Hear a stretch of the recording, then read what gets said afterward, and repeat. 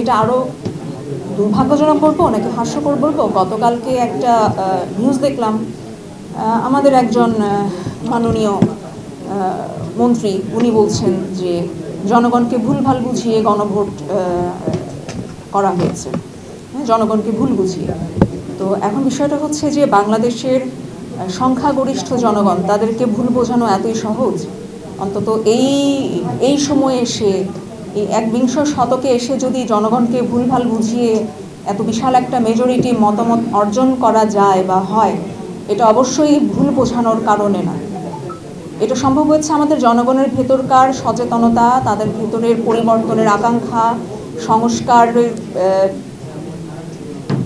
সংস্কারের পেছনে তাদের যে একটা প্রত্যাশা, এই সব কিছুর প্রতিফলন হিসেবে এই যে আন্দোলনটা হয়েছে, এটা কিন্তু হয়েছে আমাদের এই নষ্ট যে তন্ত্রটা, আমাদের এই সমাজ ব্যবস্থা, রাষ্ট্র ব্যবস্থা, এটাকে একটা ইতিবাচক পরিবর্তনের লক্ষ্যে।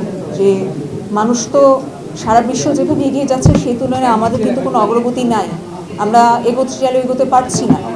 এর কারণটা কি? এর কারণ হচ্ছে আমাদের এই নষ্ট হয়ে যাওয়া সিস্টেম। এই সিস্টেমটাকে ভাঙার জন্য তো আমাদের আসলে সংস্কারের কোনো বিকল্প নাই, এবং এই সংস্কারটা যাতে আমরা একটা নিয়মতান্ত্রিক পরিবর্তনের ভিতর দিয়ে বা নিয়মতান্ত্রিকতার ভিতর দিয়ে নিয়ে যেতে পারি, সেটা ভ্যালিডেশনের জন্যই কিন্তু গণভোটটার আয়োজন করা হয়েছিল। কিন্তু সেটাকে কিন্তু হতে দেয়া হচ্ছে না। তো সেটার জন্য আসলে আমাদের কি করণীয়? তো এই বিষয়ে মতামতের জন্যই আসলে আমাদের এখানে উপস্থিতি, যে আমরা এখনো পর্যন্ত প্রেশার ক্রিয়েট করছি, আমরা সরকারকে বিভিন্নভাবে চাপ প্রয়োগের চেষ্টা করছি। আমরা আমাদের বিগত কর্মসূচিতেও আমরা একটা ঘোষণা দিয়েছিলাম যে সরকার যদি আমাদের এই মনোভাবকে বা আমাদের মতামতকে গুরুত্ব না দেয়, তাহলে আমরা কঠোর কর্মসূচি দিতে বাধ্য হব। তো আমরা এখনও কিন্তু আমরা আমাদের সেই মতেই এখনও স্থির আছি, কিন্তু তারপরেও আমরা আশাবাদী, আমরা আরও দেখতে চাই, আমরা দেখছি। একই সাথে আমরা আমাদের পক্ষ থেকে আমাদের কর্মসূচি আমরা অব্যাহত রাখব।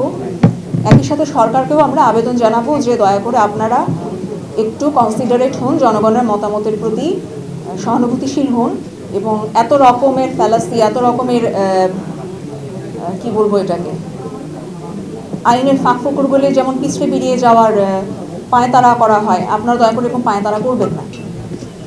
আপনারা কখনো বলছেন এটা সংবিধান বিরুদ্ধ, কখনো বলছেন জনগণকে ভুল বোঝানো। এই সমস্ত বিষয়গুলো আসলে হাস্যকর। তো এই সমস্ত হাস্যকর কথাবার্তা বলে জনগণের কাছে নিজেদেরকে অনাস্থার পাত্র করে তুলবেন না।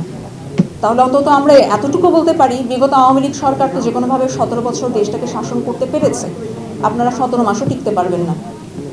অন্তত জনগণের ক্ষমতার উপর আপনাদের এতটুকু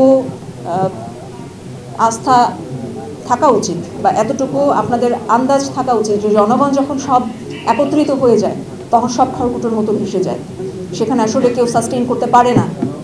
দিন শেষে এটাই সত্যি কথা। তো আমি আবারও আপনাদের প্রতি আহ্বান জানাচ্ছি যে আপনারা এখনও সময় আছে, ইটস নট টু লেট। দ্বিতীয়বার যাতে আমাদেরকে কোনো রক্তক্ষয়ী সংগ্রামের ভেতর দিয়ে যেতে না হয়, সেটা আপনারা দায়িত্বশীল সরকার হিসেবে আশা করব যে আপনারা এই বিষয়টাকে মূল্যায়ন করবেন, সেভাবে আপনারা কাজ করবেন। ধন্যবাদ সবাইকে।